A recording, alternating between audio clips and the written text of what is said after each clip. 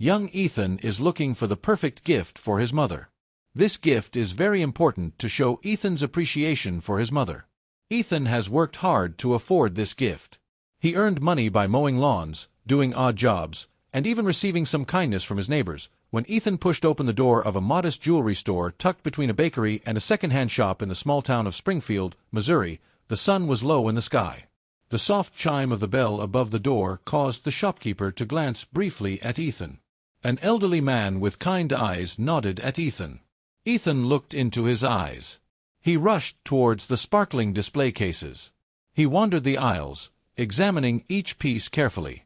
His mother didn't wear much jewelry, but something about a bracelet on the second shelf caught his eye. It wasn't flashy or ostentatious, but it had a simple elegance. A single heart-shaped charm hung on a thin silver band. He imagined her wearing it, smiling as she sipped her coffee after a long day. He was the one who took this bracelet from the display. He held it for a moment, admiring its beauty, and carefully turned it over.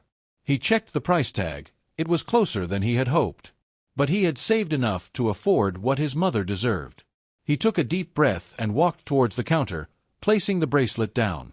The shopkeeper smiled warmly and rang up the bracelet without a word.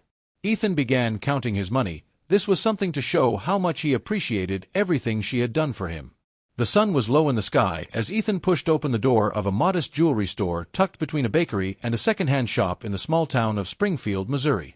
The soft chime of the bell above the door caused the shopkeeper to glance briefly at Ethan. An elderly man with kind eyes nodded at Ethan.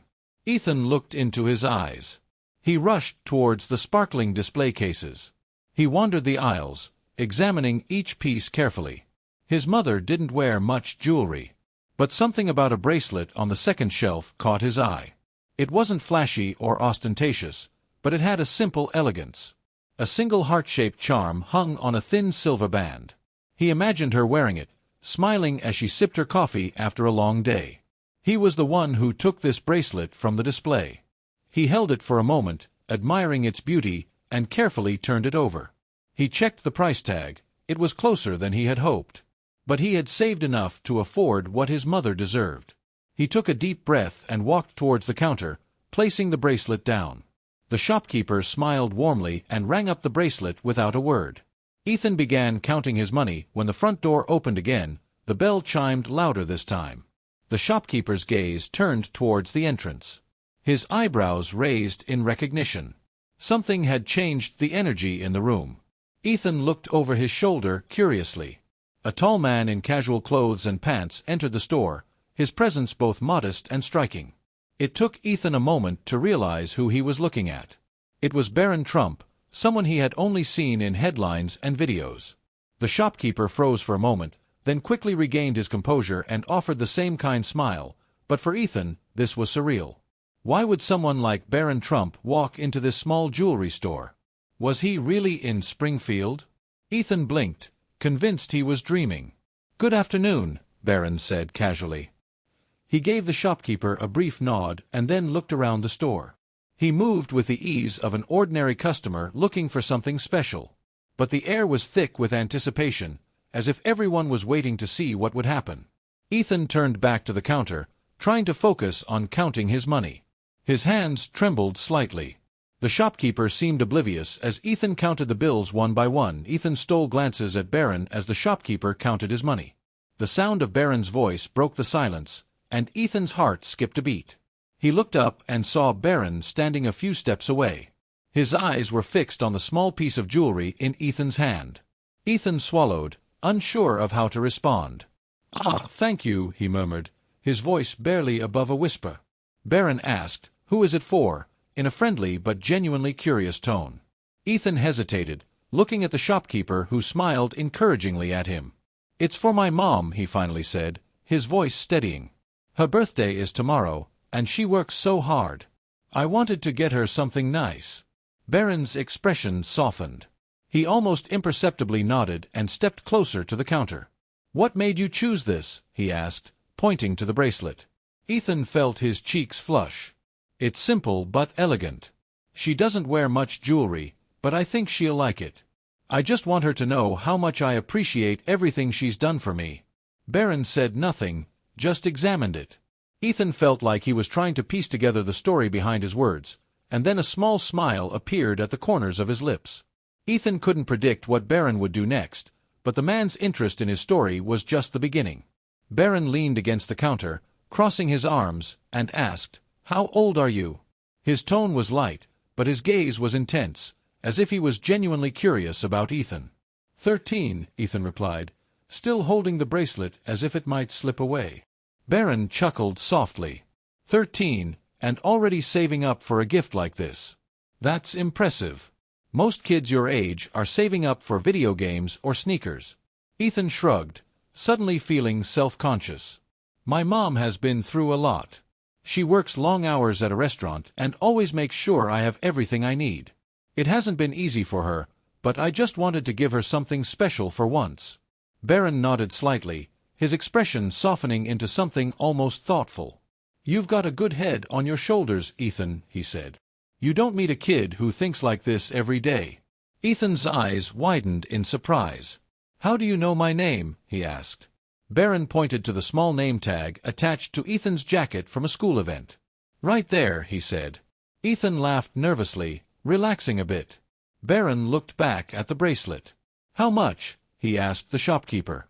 $56, the old man replied, looking at Ethan's stack of bills and change and kindly saying, It's all here.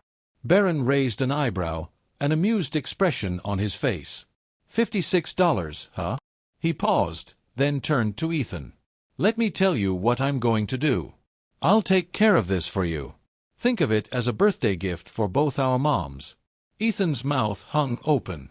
Wait, you don't have to do that, he stammered, his voice breaking with surprise. Barron smiled, brushing off the protest. I know I don't have to, but I want to. Let's say I appreciate what you're doing here. It's a reminder of what's truly important. Before Ethan could fully grasp what was happening, Barron reached into his pocket and pulled out a sleek black wallet. He handed the shopkeeper a crisp $100 bill. Keep the change, he said, nodding to the old man. Ethan stood frozen, the bracelet still in his hand. I don't know what to say, he whispered, his eyes darting between Barron and the shopkeeper. Barron tilted his head slightly to meet Ethan's gaze. You don't need to say anything. Just make sure your mom has a wonderful birthday. Ethan slowly nodded, still bewildered, but when he looked at Barron, he saw something in the man's expression. A silent encouragement, as if this was about more than just the bracelet. Something Ethan didn't yet understand, this simple act of kindness was just the beginning. Barron had one more question that would turn this moment into something extraordinary. Ethan still held the bracelet tightly. He felt a wave of gratitude welling up inside him. He managed to silently express his thanks, but Barron's next words stopped him. Ethan began to realize the weight of Barron's tone as it shifted to something more serious. Do you have big dreams? Is there something you've always wanted to do? The question caught Ethan off guard, unsure of how to respond, blinking in surprise. I don't know, he said hesitantly. His fingers played with the edge of the bracelet box. I guess I want to do something that would make my mom proud. Maybe something like what you do. Building things. Barron's eyebrows raised slightly, his curiosity deepening.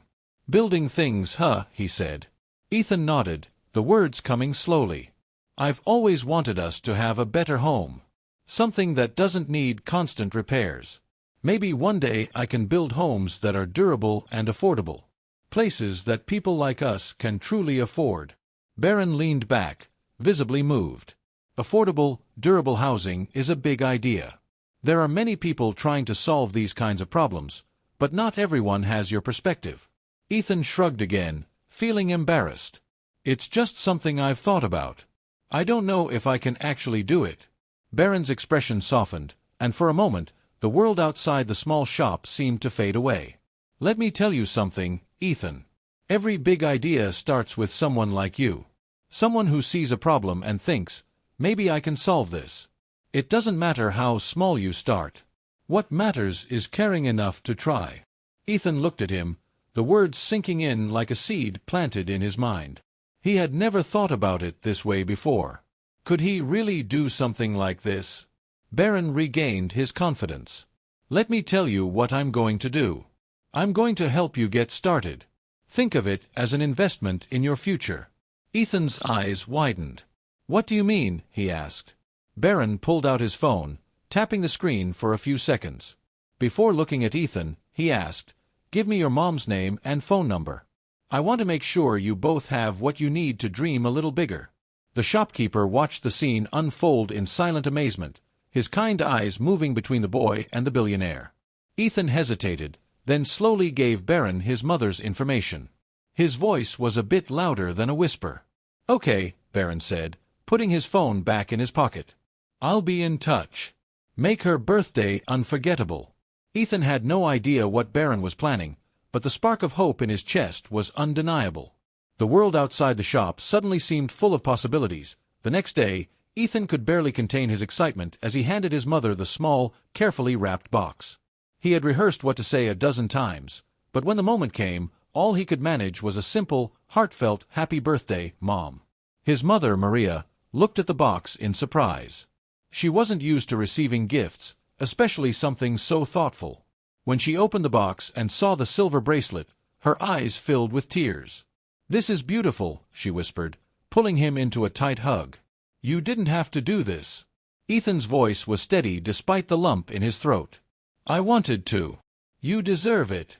Maria smiled, tracing the charm on the bracelet with her fingers. The gift was just the beginning.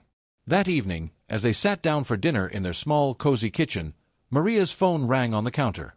She looked at the unfamiliar number and hesitated. "Hello, is this Maria?" a voice on the other end asked, confident but kind. Maria was confused for a moment, the phone nearly slipping from her hand as she looked at Ethan, who seemed just as surprised. Barron chuckled softly. "I know this is unexpected, but I met your son at the jewelry store yesterday. He told me how hard you work and how much he admires you. I just wanted to tell you that you've raised an incredible kid." Maria's hand went to her chest, taken aback. "Thank you, this is so kind of you," she stammered, still trying to process what was happening. Barron continued, "He also mentioned a dream of building better homes for families like yours. It's a fantastic idea, and I want to help make it a reality." Maria's mouth hung open, unable to form words. Ethan froze, his fork halfway to his mouth. Barron didn't wait for the stunned silence to pass.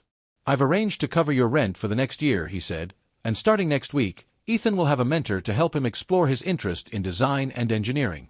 If there's anything else either of you need to make your lives a little easier, just let me know." Maria tried to comprehend what she was hearing, tears streaming down her cheeks. I don't know what to say," she whispered, her voice choked with emotion. "This is unbelievable." Ethan jumped up from his seat and took the phone from his mother's hand. "Mr. Barron, thank you," he said, his voice trembling. "I don't know how to thank you enough." Barron replied, "Just keep dreaming big and never forget where you came from. That's all I need." The call ended, but the impact of those words would reshape not just their lives, but their futures, and the following weeks, the possibilities seemed endless, and Barron kept his word. His team introduced Ethan to a mentor named Darren, an engineer who shared Barron's vision for innovative and affordable housing.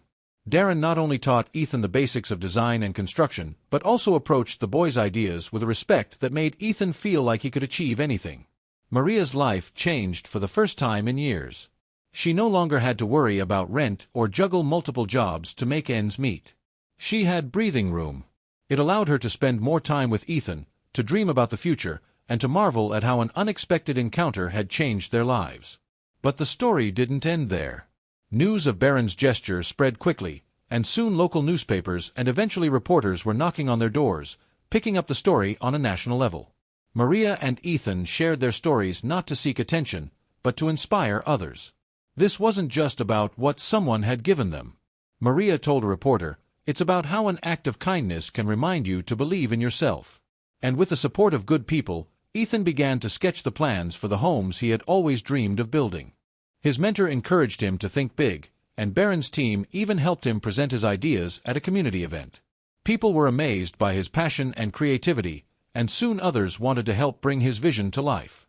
The once quiet boy from Springfield became a voice for change, proving that even a small act of kindness could ignite something extraordinary.